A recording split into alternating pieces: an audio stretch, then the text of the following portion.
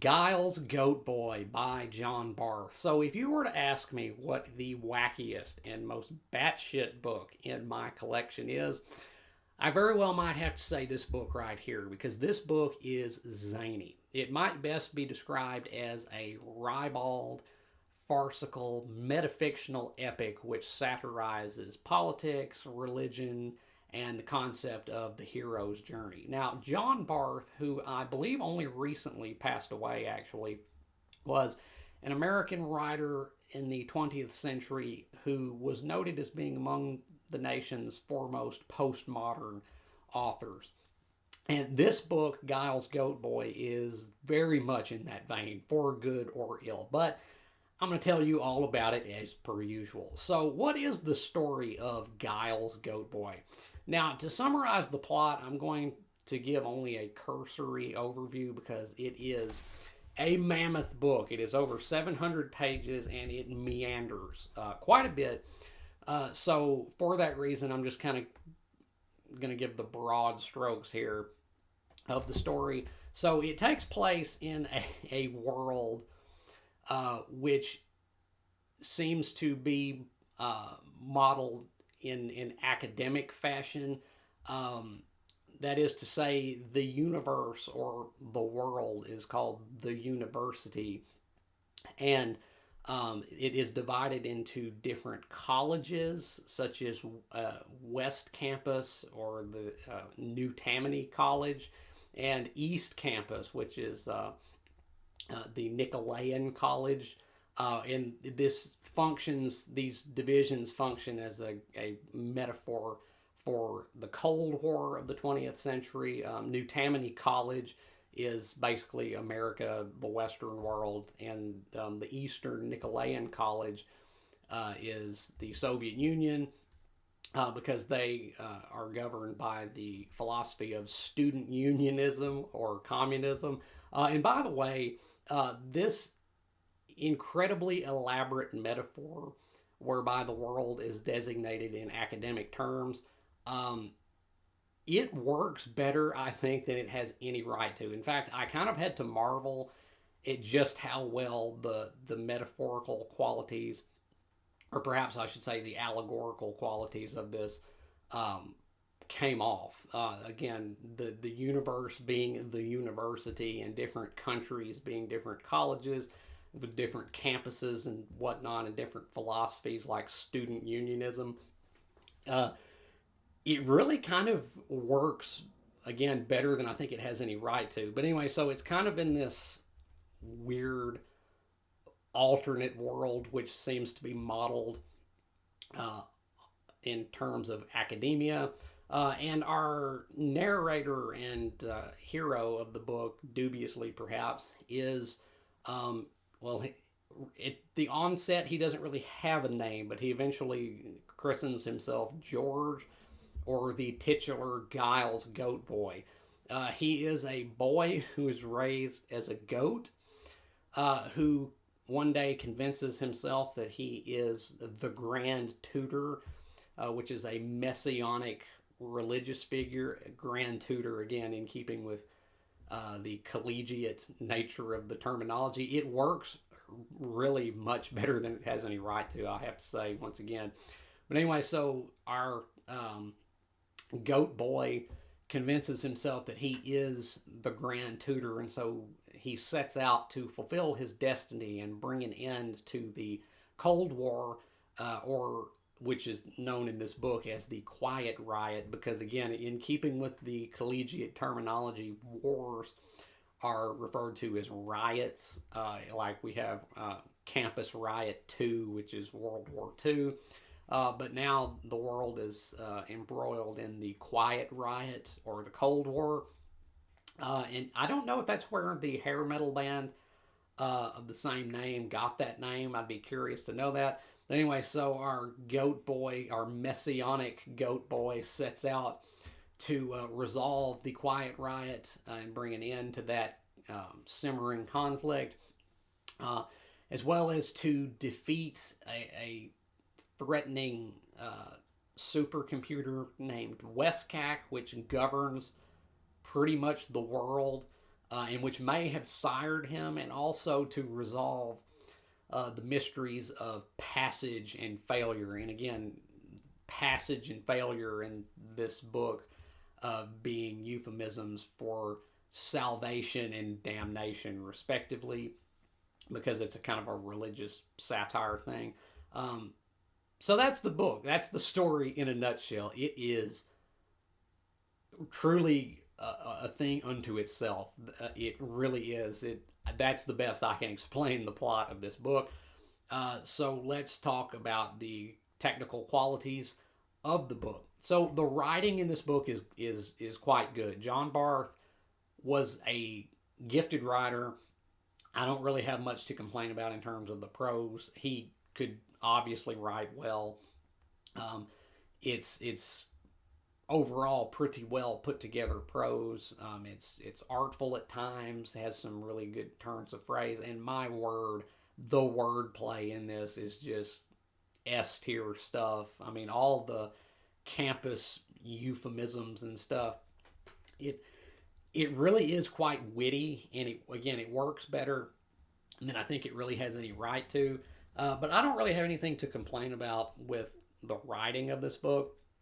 So on to the characters. So the characters in this book are definitely memorable, even though their personalities are more like caricatures. This book being farcical and satirical as it is, the characters are really kind of caricatures. Our narrator, the Goat Boy, it's kind of a parody of self-appointed religious leaders, I suppose.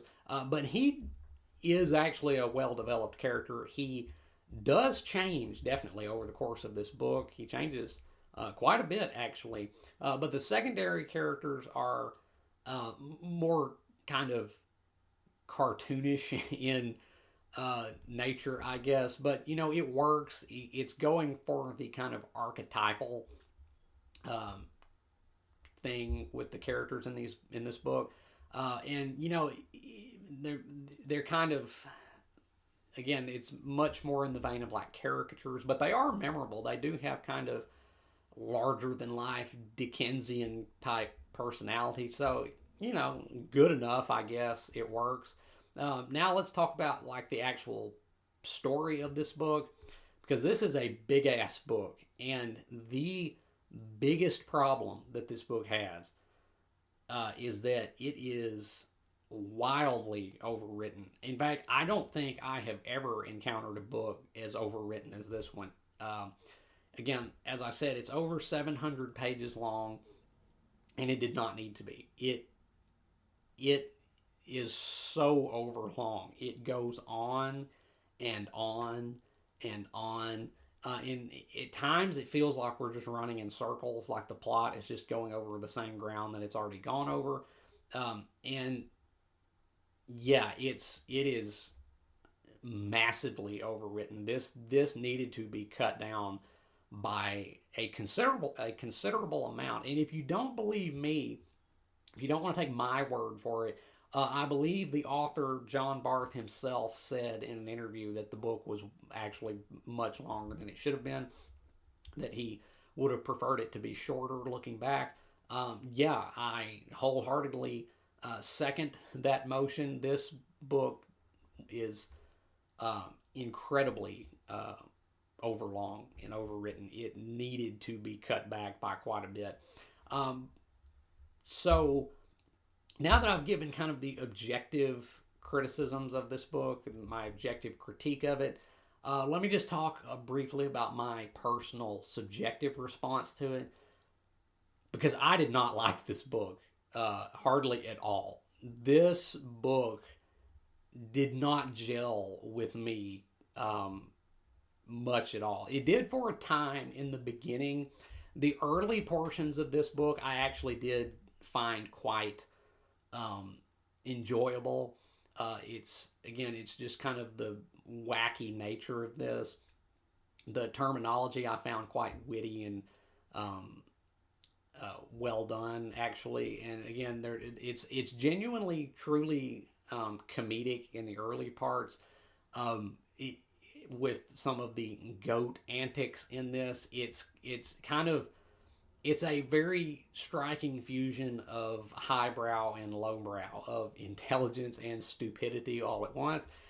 And it really did kind of have me hooked there for a little while in the beginning, as I was kind of just immersed in this topsy turvy, strange world, which is admittedly at the outset pretty funny, actually. Um, but it was all downhill after that. So after about the first third of this book, I pretty much checked out. It my enjoyment of this book decreased exponentially as it went on. In fact, after about the first third of this book, I was pretty much done. I was checked out on autopilot, just reading the words, trying to get to the end just for the sake of this review.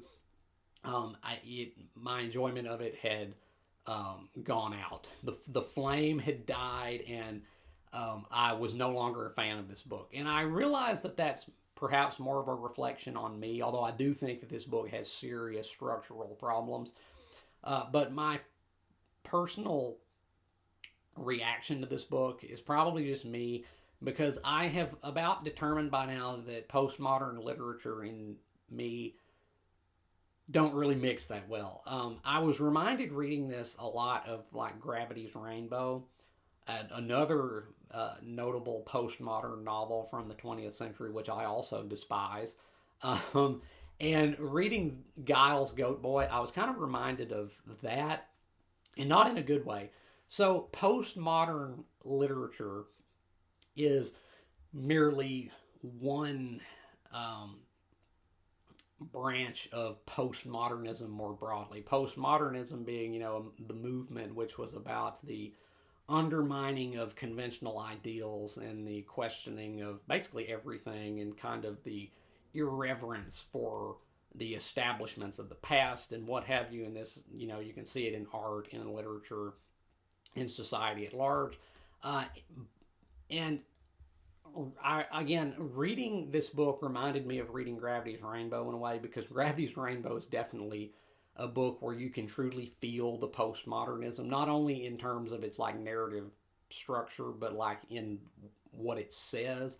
And I hate that book so much. I find Gravity's Rainbow to be a very mean spirited, nasty, really just all out nihilistic book, which tonally I don't respond to at all. I detest that book because of how vile it is. It is a vile book, and I disliked Giles Goat-Boy for pretty much the same reason. So this book is a nasty book. It is a very grotesque book. And there came a point, and it's hard to say exactly where that point was, where the humor played out and the grotesqueness overwhelmed it to where it kind of left a bad taste in my mouth.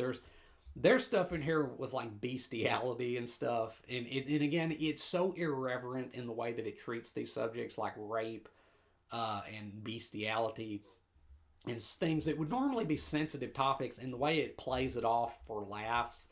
I didn't like it. I really didn't. I don't like that postmodern kind of just disrespect for everything attitude. I don't like that. And I didn't like Giles Goat-Boy because of that, because it is a very grotesque, nasty book. Now, it's not quite to the level of Gravity's Rainbow.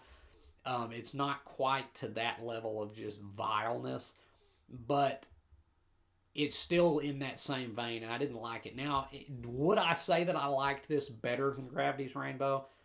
I honestly don't know, because Gravity's Rainbow is, at least in a structural sense, very intriguing, and like I think it kind of it again, it's put together better than this, I think, because this book has serious structural problems, because Barth just keeps going and going and going, and like I was just checked out after about the first 200 pages or so. Wasn't into it anymore. But like, I'll also say this: Gravity's Rainbow, as much as I dislike that book, and I dislike that book with a fiery passion. But as much as I dislike Gravity's Rainbow, I could see myself maybe rereading that at some point, because what that book wants to say, it says in a much more artful and subdued manner. This book, it's all on its sleeves. The metaphor and the allegory, it's all so heavy-handed. It's kind of just beating you over the head with it. And also, I don't think it's quite or even nearly as profound as it really wants to be and as it kind of thinks it is. The ultimate resolution of this book is the farthest thing from satisfactory that I can, say. It's like I was kind of hoping, there was a part of me that was like, maybe there will be a payoff in the end that will make me, not regret reading this brick. But no, it's not. It does not have a satisfactory conclusion, or at least it didn't to me. And again, everything, it's just so upfront with everything. It's also just kind of on the nose, that there's not much. There's not that many layers to it where there is with Gravity's Rainbow. Like, there's a lot in that book you can pick apart, I know. But so that has more like reread power to it. This, not so much. I doubt I will ever reread this. And honestly, I doubt that I'll ever read anything else by Barth, because this just did not do it for me. So, thus far, the only postmodern book that I can truly say that I really enjoyed, actually, that I just really love, is Infinite Jest. I love that book because that is postmodern literature, but it's not nihilistic and mean-spirited like Gravity's Rainbow or like Giles Goat-Boy. That book is much more human and warm in tone. I responded to that book quite well. So I do love Infinite Jest, but Giles Goat-Boy and Gravity's Rainbow, not for me. So, I didn't like this book. I mean, I did in the beginning. It kind of had me for a time, but that it quickly wore out its welcome, and most of this book was just kind of a slog to get through. So, but then again, that's kind of just my personal subjective response to it, I suppose. So, to rate Giles Goat-Boy by John Barth, I'm going to give this book objectively a B. I'll give it objectively a B. It's well written on a line by line basis. The characters are maybe not the most